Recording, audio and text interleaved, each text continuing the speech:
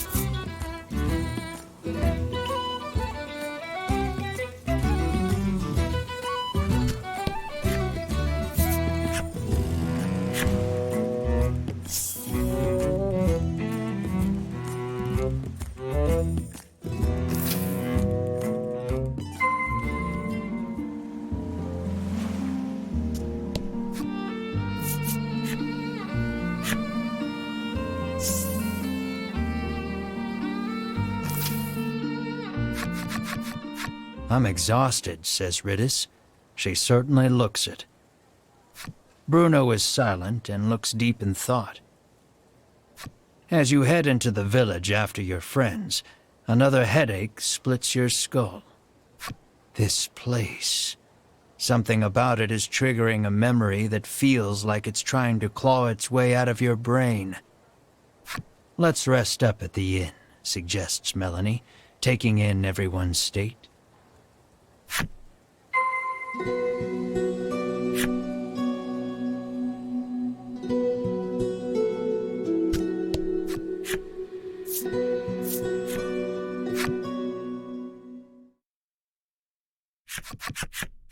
At dinner time, you and your friends gather round the table.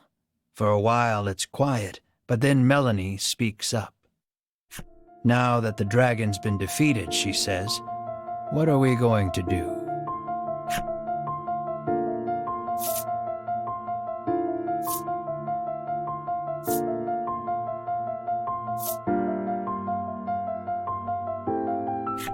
I want to learn a little more about this island, you say.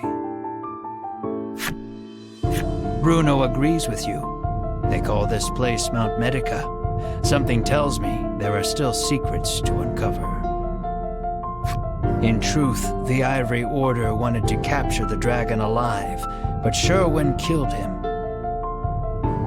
You can't help feeling the Ivory Order is still hiding something about this island, the dragon and the medicine.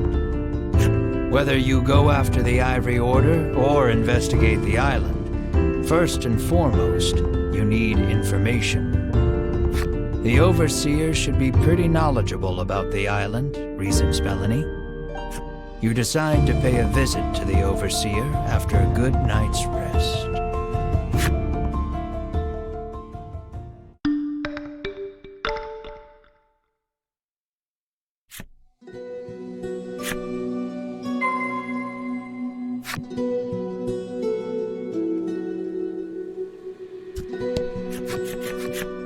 Selfor, the village headman come overseer, comes out to welcome you.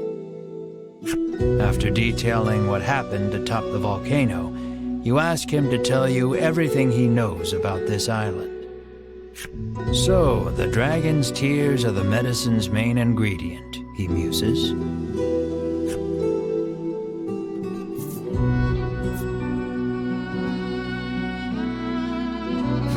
You ask Selfor what the deal with this island is. After a moment, he begins speaking in a quiet voice. He tells you about the medicine factory here on the island that the Ivory Order oversees, and that this village was founded in order to provide a steady supply of human test subjects for their new medicine. Now that you know the truth about the island and the village, you turn to Selfor and pose further questions.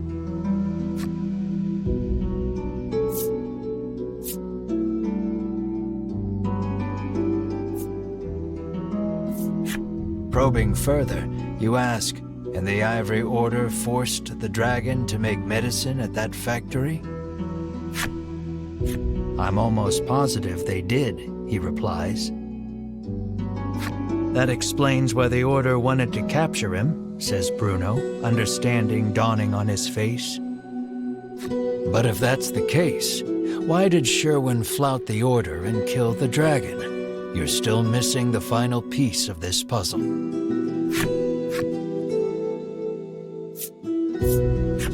What do you mean, testing new medicine, you ask? Selfor explains that before the Ivory Order sends any of its medicines out to the greater world, they test them here first. With all the new medicines they're constantly prescribed, the villagers here suffer strange side effects. All except Selfor, who says he's exempt from the tests on account of being in charge of the village on the Order's behalf.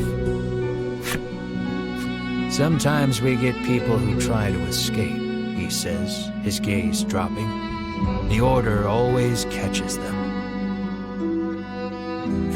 This is horrible, says Melanie, a harrowed look on her face. You know the abandoned house at the western edge of the village? Well, once upon a time, a family of 4 lived there. As Selfor speaks, you feel all the blood drain from your body.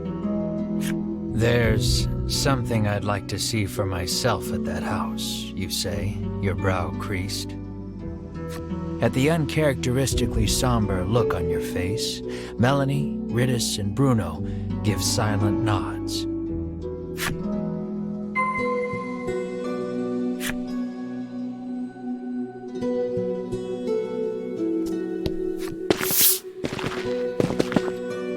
You stand before the dilapidated house. It looks like no one's lived here for a long, long time. You open the door and go inside, your gaze roving across the dusty space. Your eyes land on a progression of horizontal notches on the lower section of a support beam, markings to measure a child's growth. And carved into the beam beside the markings are your and Mar's names. Seeing your names unleashes a flood of memories you hadn't realized you'd kept locked away.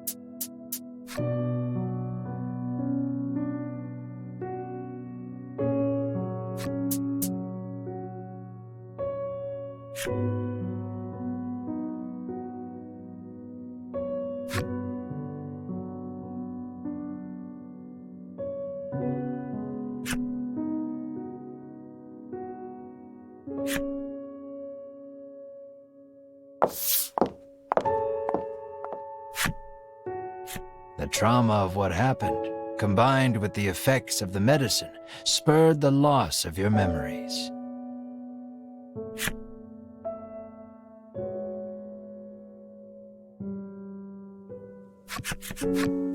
But now you remember the horror in full detail. Sobbing, you gather Mar in your arms. Melanie, Riddis, and Bruno just stand there in silence, absorbing the truth of your origins. Melanie, who knows all too well the pain of losing your parents, turns to you with tears on her cheeks. We have a lot in common, you and I. That's how we've made it this far together, she says softly.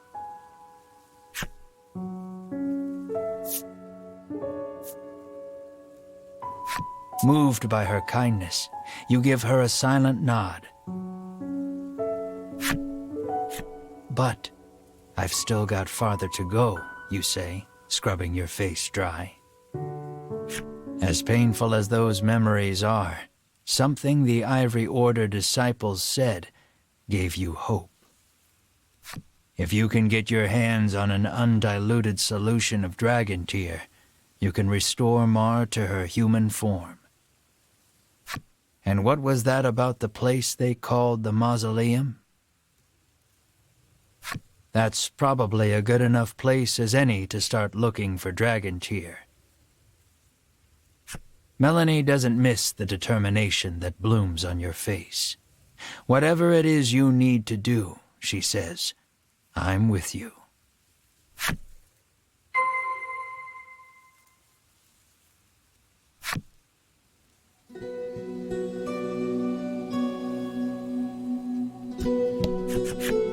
You ask Silfor if he's ever heard of a place called the Mausoleum. He tells you the steep cliffs north of the village block the way. To get to the Mausoleum, you'll have to go around. He advises you to first go east and then head north from the wharf. The